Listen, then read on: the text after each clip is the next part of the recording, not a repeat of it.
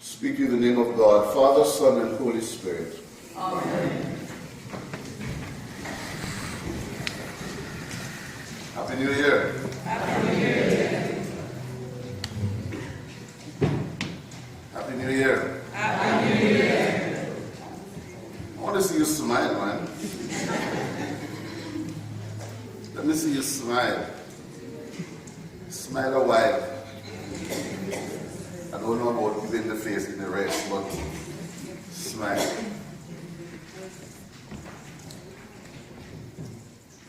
The hopes and fears of all the years are met in thee tonight.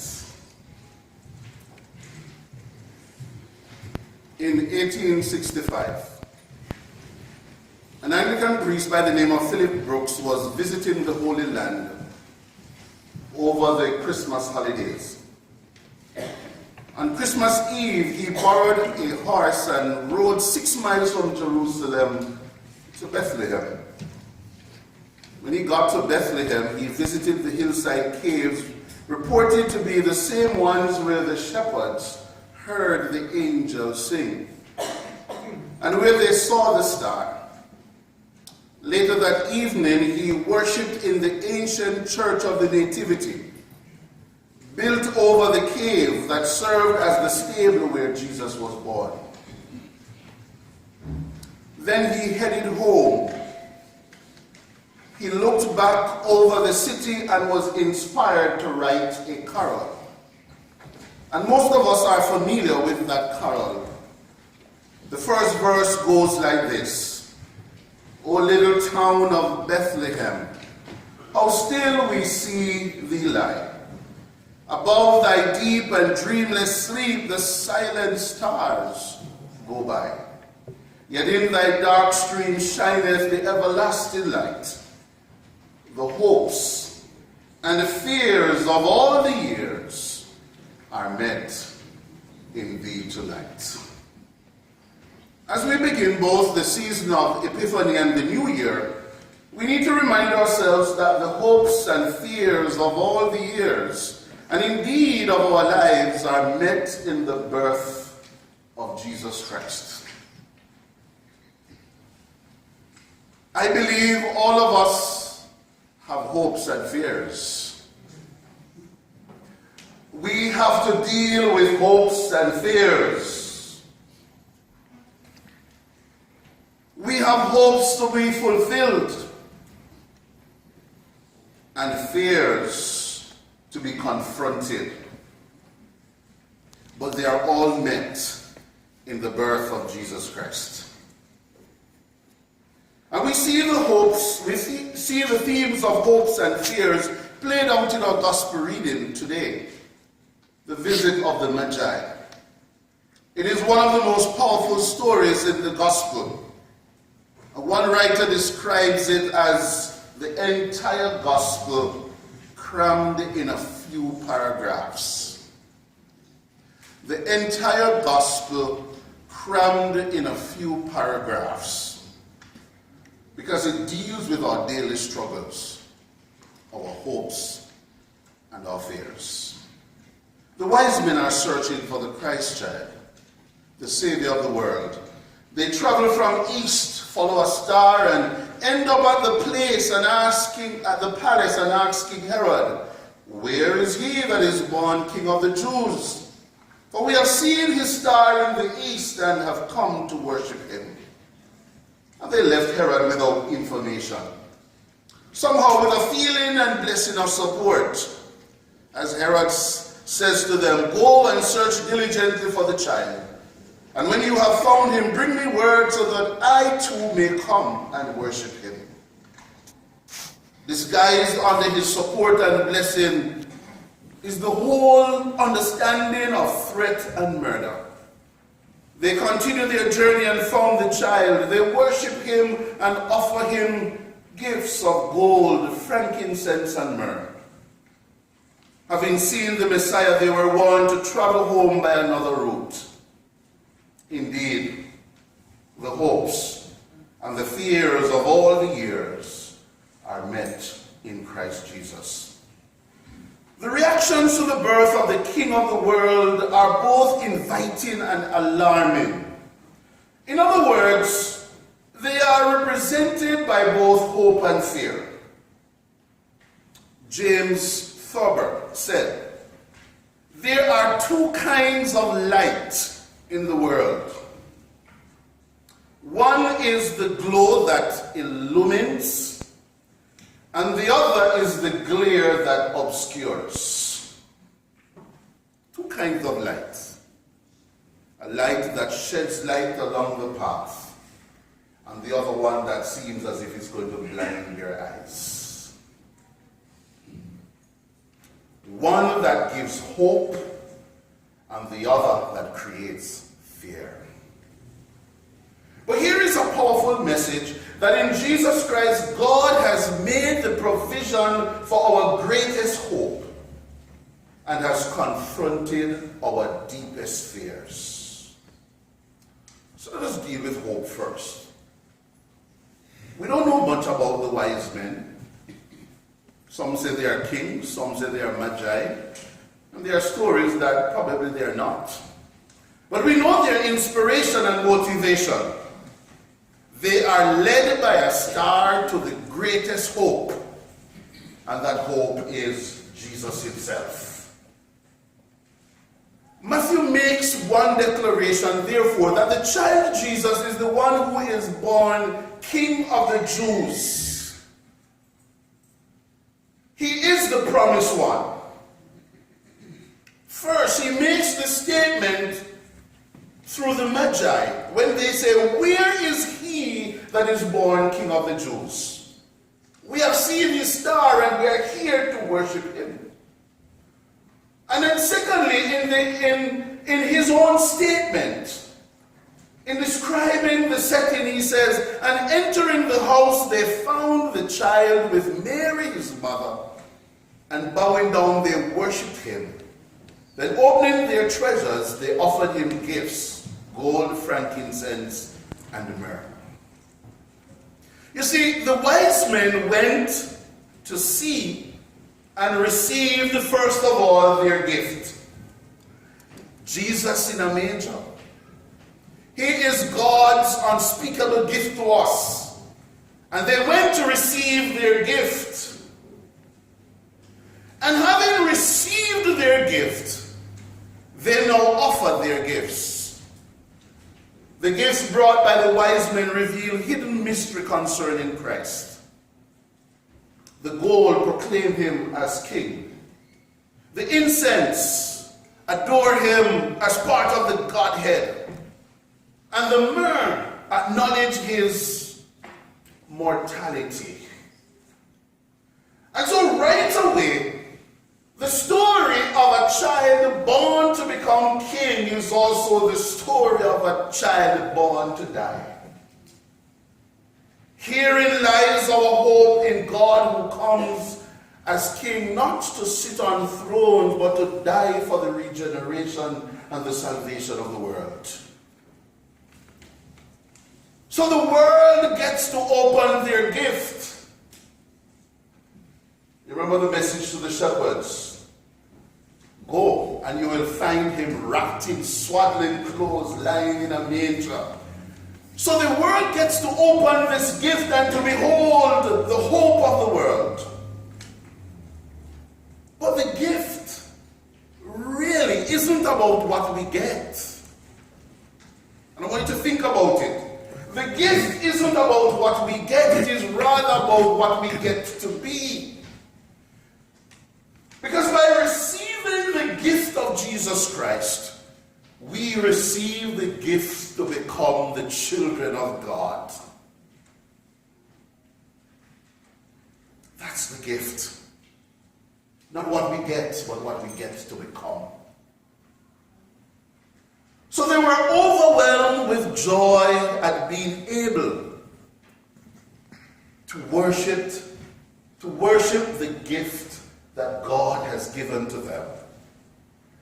And they in return offer their gift. There are some people who actually argue that the Magi actually offered one gift. And they say, where do you get that from? There was gold, frankincense, and myrrh. They offered one gift, and the gift was homage. The gift of worship. The word homage comes from the French word for man. It means that they made themselves men of Jesus. They offered worship, but they offered themselves. They gave him their allegiance. And so now Jesus owns them. And so their costly quest models what Matthew is encouraging throughout his gospel. And when you read all of Matthew, this is what Matthew is encouraging. That we also should seize the opportunity to become men and women of Jesus. To pay him our homage, to come under his sway, to become his disciples, to do what he says, to enter his kingdom and live with him there.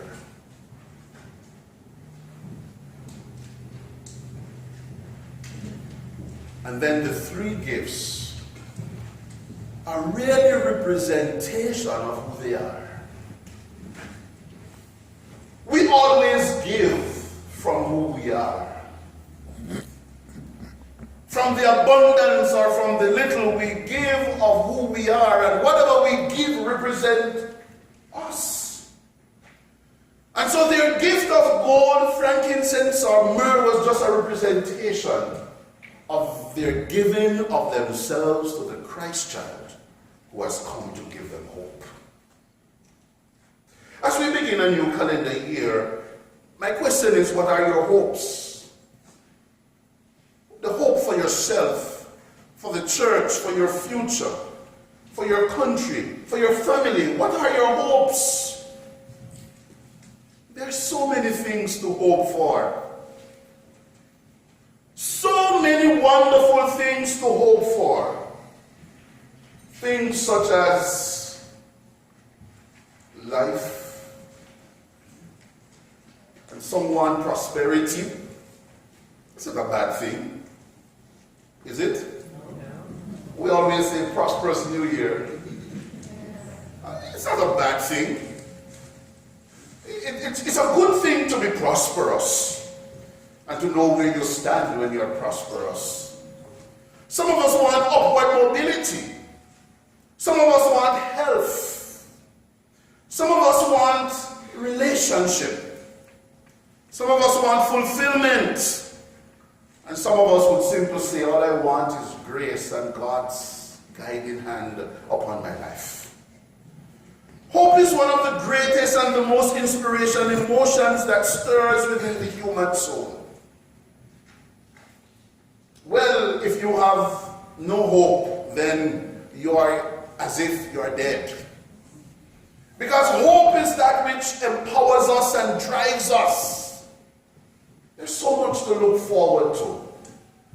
In times of our own pain, in times of our own sickness, we look for the day when we will be healed. When we go through our family struggles, we look for the day when relationships will be mended. We look for those. But that's our hope. Hope. I don't know why this thing is sounding back at me. I think it's a bit too high. Hope has brought about scientific discovery and advancement. Hope has brought about the fight for justice and for those who are oppressed. Hope has enabled human beings to lift themselves out of poverty and desperation, to the heights of human achievement and aspiration. Hope is the key to well-being, to harmony and flourishing of peoples and nations. This hope runs through the Old Testament as God's people express their hope that God will fulfill God's promises to bring about salvation and peace. But it is fulfilled in the New Testament. God fulfills God's promise in the birth of Jesus Christ. Because in Jesus he brings peace. He frees us from that which oppresses us. And he launches a reign of freedom, justice, and righteousness. Our hope has been fulfilled in Jesus Christ. And if that hope has been fulfilled in Jesus Christ, any other hope, no matter how little or big they can be fulfilled. What is your hope? Because that is what is going to propel us each day of this journey. The Christmas Epiphany story is that God has come among us, born like one of us, so that all of us can be children of God. God can build us into the people that he wants for himself. The theme I would love for us to focus on this year is church building. Church building. The building up of the body of Christ. The building up of a people of character, a community of faith and grace and hope. And we can play with the words as much as we want. People and building. Play with them. Stewards of ourselves. Stewards of God's riches and God's properties. Building up structures that will facilitate ministry. Building up a people unto God and working with the physical structure in order to maximize our ministry in this community.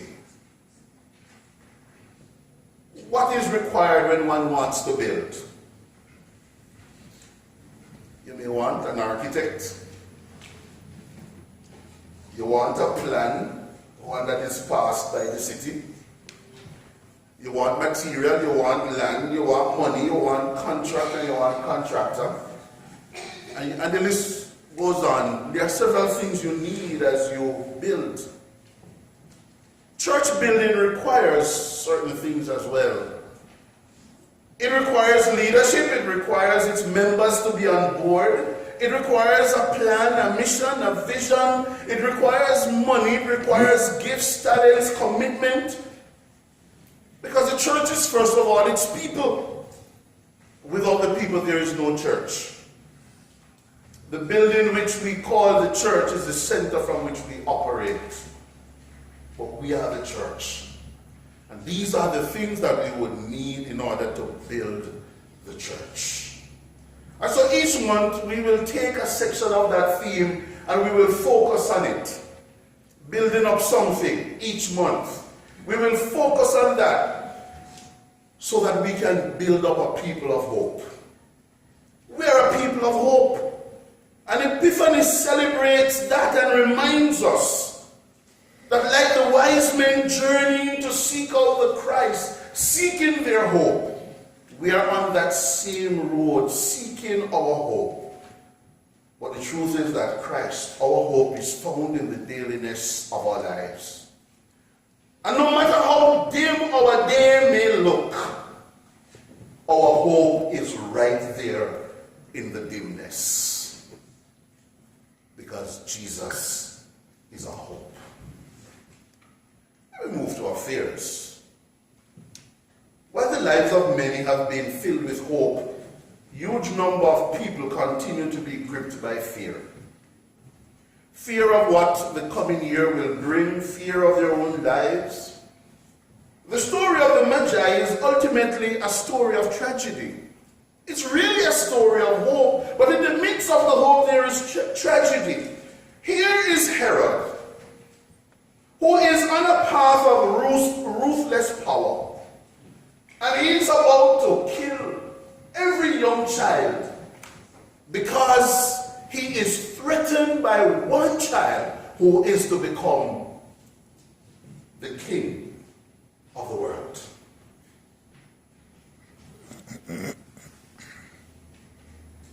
In the context of incarnation, God coming among us, being born into our lives, there is killing and there is death. In the midst of hope, there is fear. So what do we see from Herod? We see him ready to kill. Why? Because he's jealous. He's greedy for power. He's evil in his own mind. And there was one writer who said he would have preferred to be Herod's pig than to be his son. You know why? Because he killed 3 of his sons and his wife and even his mother. He was so greedy for power that power threw him out there to be the most cruel, wicked and evil person. Even want to fight against God's plan and God's will. My question is, what is our deepest fear? What do you fear most? What is it that haunts you each day? Is it death? Is it sickness? Is it the loss of a job? Is it old age? Not a good pension to survive on? Is it losing your memory, your sight? Or failing relationships? What is your fear? Fear is the glare that obscures, it stands in our way. But Jesus comes so that our fears can be met. So that our fears do not turn us against God or away from God. So as human beings, we have to hold these two together so that we can deal with them as they are met in Christ. Both our hopes and our fears. There are a lot of people who lost hope after hoping. And there are a lot of people who are swallowed up by their fears. And like Herod, our own fears can cause us to become vicious.